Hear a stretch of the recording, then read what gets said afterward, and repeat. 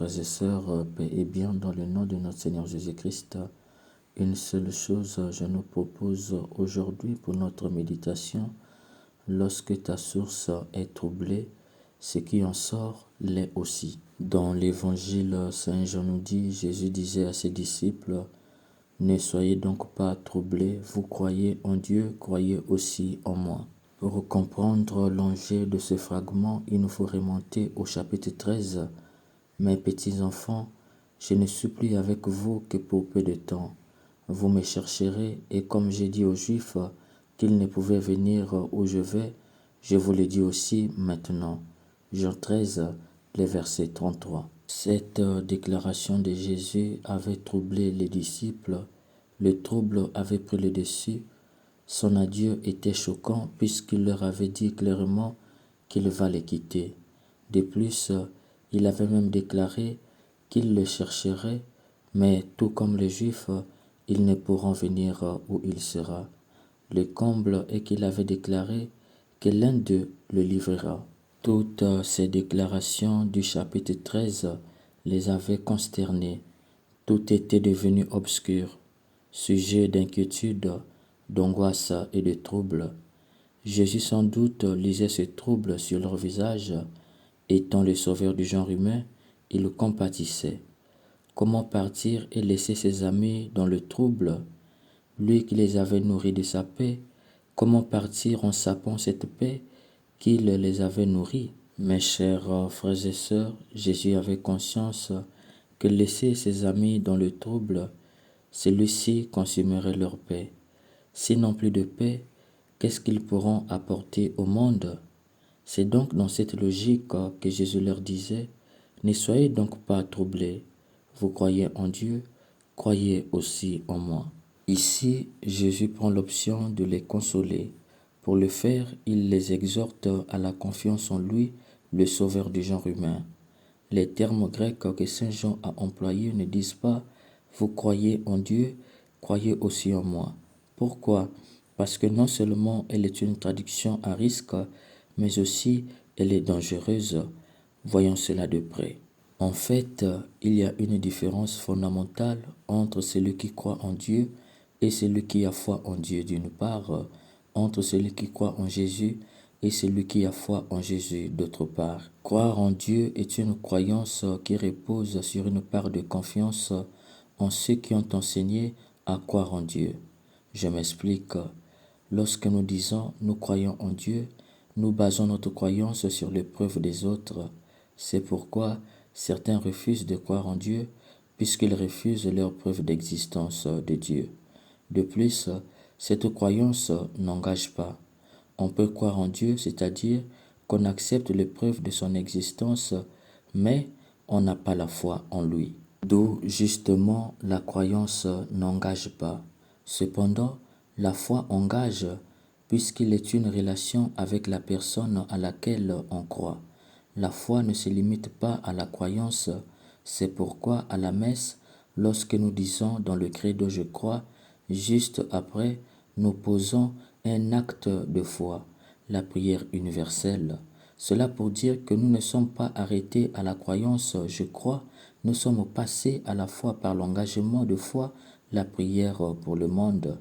Il en va de même lors des sacrements du baptême, par exemple, lorsqu'on nous invite à renoncer à Satan et juste après à professer la foi en Dieu, nous répondons par oui, je crois. Juste après, nous passons à l'acte du baptême. C'est pour dire que nous ne sommes pas arrêtés à la croyance, mais nous sommes passés à l'engagement. Et cet engagement, c'est ce qu'on appelle la foi. Il en va de même avec Jésus. Croire en Jésus n'est ni plus ni moins croire aux preuves de son existence, à la puissance de ses œuvres, mais cela n'est nullement la foi en Jésus. C'est pourquoi croire en Jésus ne fait pas de quelqu'un un chrétien. Quelqu'un qui est dans les loges croit en Jésus comme un guide spirituel, comme un maître.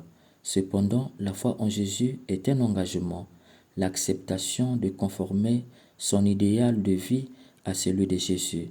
Et le signe qui le montre, c'est le baptême et le vécu des exigences du baptême, d'où on devient chrétien, du grec de Christos, qui veut dire disciples du Christ.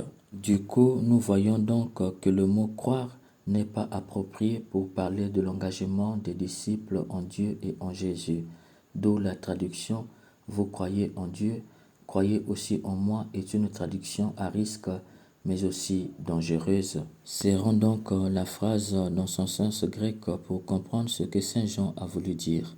En grec, Saint Jean a écrit « Pisteuete eiston theon, kai eis eme pisteuete ». Pisteuete, c'est ce que le français a traduit par « croyez-vous ». Or, il signifie plutôt « confiez-vous », car en pistenomai en français, c'est le verbe se confier. Ainsi donc, Jésus a dit « Ne soyez pas troublés, confiez-vous en Dieu, confiez-vous aussi en moi ». Il ne s'agit donc pas de croire en Dieu tel que nous l'a traduit le français, mais il s'agit plutôt de se confier en Dieu. Jésus commence par Dieu, confiez-vous en Dieu. Il faut entendre par là, confiez-vous au Dieu de vos pères, qui, accomplissant ses promesses, a fondé son royaume dans ce monde en lui donnant un sauveur.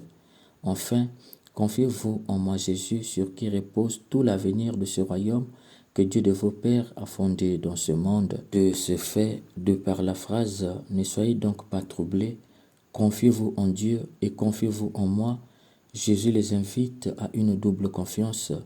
Confiance en Dieu, confiance en lui Jésus.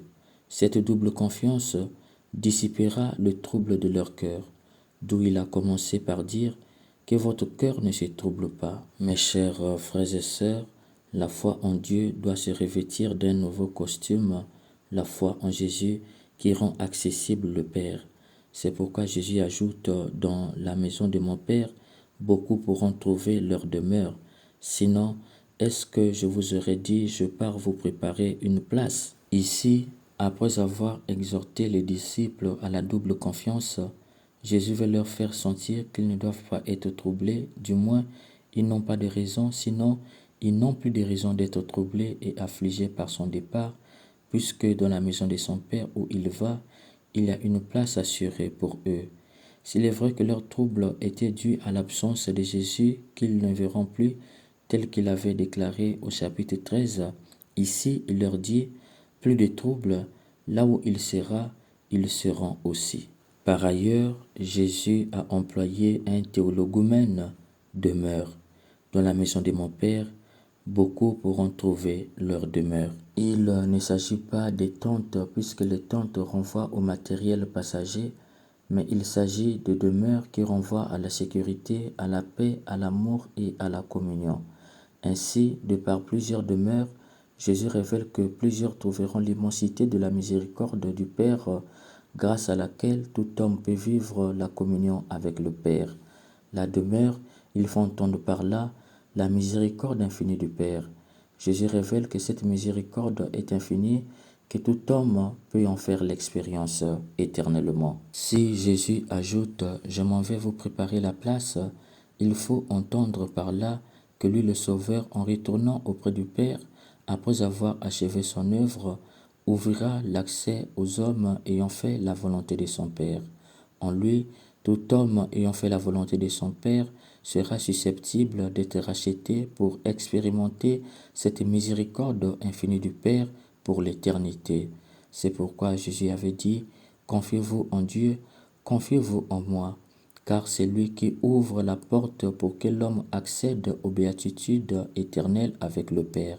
C'est ainsi qu'il a conclu en disant à Thomas « Je suis le chemin, la vérité et la vie ». C'est parce qu'il est le chemin, la vérité et la vie qu'il pourra revenir chercher ses disciples. C'est pourquoi il dit « Je reviendrai vous prendre avec moi, et là où je suis, vous y serez aussi ». Le mot grec ne signifie pas « je reviendrai », comme s'il sera absent.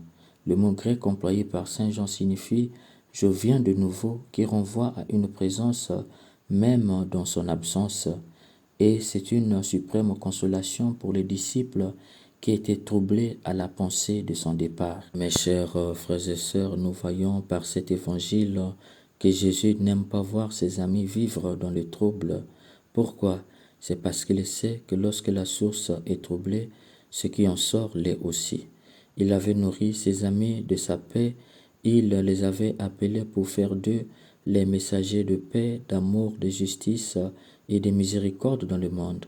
Étant disciples, ils étaient de facto les témoins de sa résurrection, appelés à proclamer dans le monde ce que la théologie appelle l'annonce kérigmatique, mort et résurrection du Christ. Comment être porteur de cette bonne nouvelle si au fond de soi l'on est troublé? C'est pourquoi il les a consolés, il leur a donné une extrême consolation, car d'une source troublée n'en sort que le trouble. Malheureusement, aujourd'hui, nous sommes des chrétiens plus que jamais troublés. Nous-mêmes, nous sommes dans le trouble. Nous vivons dans un monde de trouble. Par conséquent, notre message est celui de trouble. Aujourd'hui, rares sont les chrétiens qui véhiculent un message de paix. Regardons-nous face aux réseaux sociaux. Quels sont les messages que nous faisons circuler avec une vitesse de croisière? Les messages de trouble. Pourquoi? C'est parce que notre source intérieure est troublée. Or, une source intérieure troublée se nourrit des troubles. Du coup, elle devient elle-même le trouble. C'est pourquoi elle ne véhicule que ce qu'elle est réellement, le trouble. Comment pourrions-nous construire un monde où il faut beau vivre si le message qui prédomine est celui du trouble?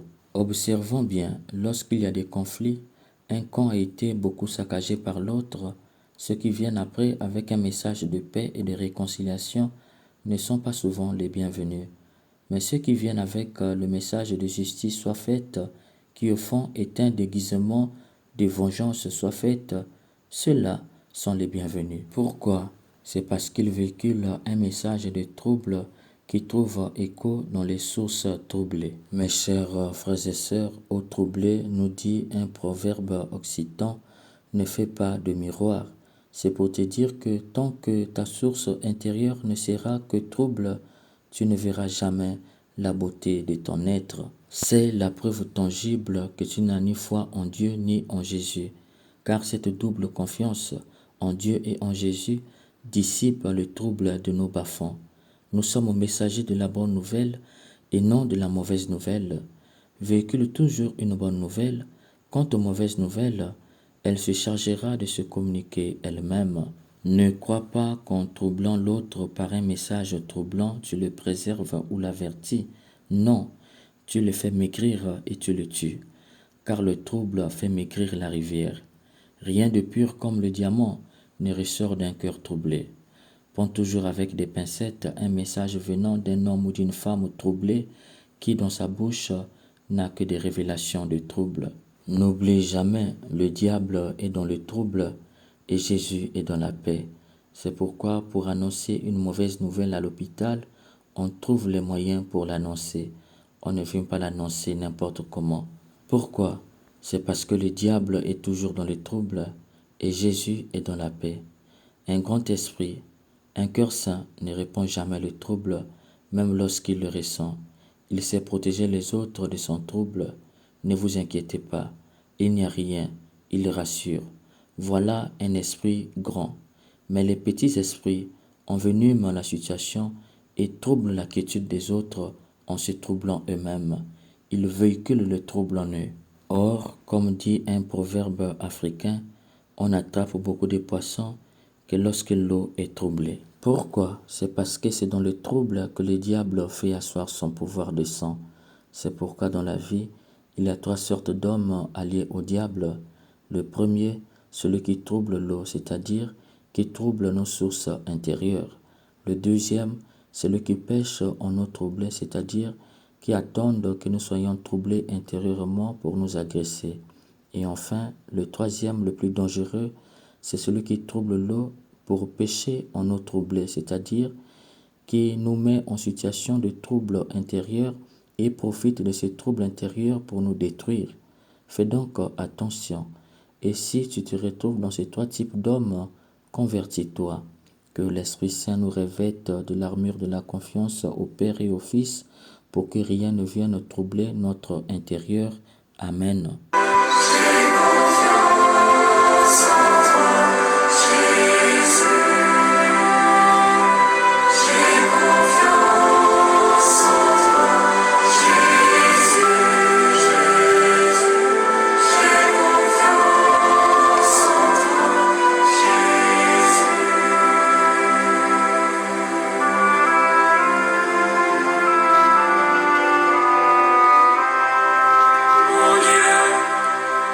suis si persuadé que tu veilles sur ceux qui espèrent en toi, et qu'on ne peut manquer de rien quand on attend de toi toutes choses, que j'ai résolu de vivre désormais sans aucun souci.